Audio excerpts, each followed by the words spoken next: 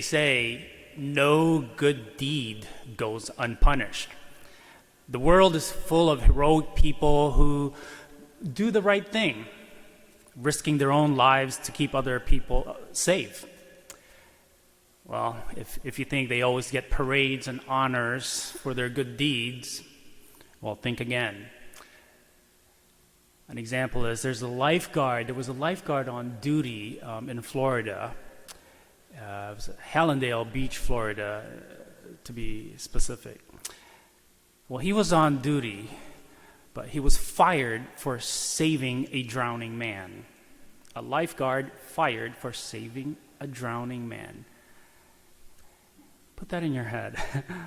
As any lifeguard would do, he rushed over, got the victim to shore, gave him CPR, called the paramedics, of course, and saved the man's life.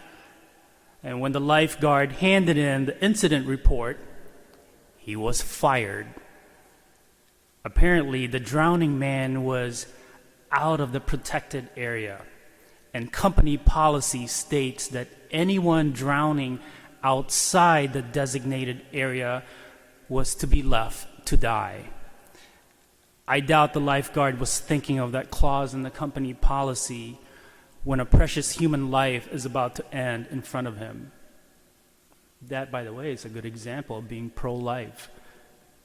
You know, in the same spirit, Jesus experienced the watchful eyes and rigidity of the law as he performed the good deed of healing a poor woman who for 18 years had not been able to straighten her bent body. But he healed on the Sabbath, which technically counted as work, and therefore Jesus had broken the Sabbath. But Jesus healed according to the spirit of the law, instead of being blinded by the letter of the law. He insisted that suffering must not be allowed to be postponed until tomorrow if it could be helped today. But the president of the synagogue and those like him were people who loved systems more than they loved people. And all they were concerned about was that their own petty little laws be observed.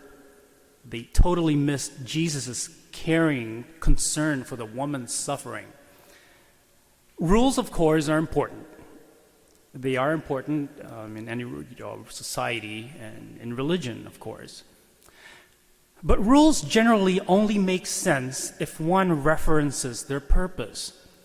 Otherwise, they become entirely human artifacts that exist only for their own sake.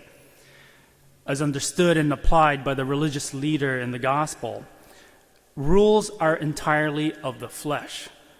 They do nothing to help us achieve the life of the Spirit. So may the gospel today teach us mercy and how mercy is more than law or rules. And by Jesus' example, may we choose to respond to those who are suffering and in need in our world today. If we don't, we just fail to understand and accept that God gives life. We must look upon one another with the compassion that God has for us. And in our human ways, we can begin to bring healing to our wounded world. May the crippled woman in today's gospel be a sign of hope for all of us, that we may experience the healing word of Christ, challenging us to stand up straight.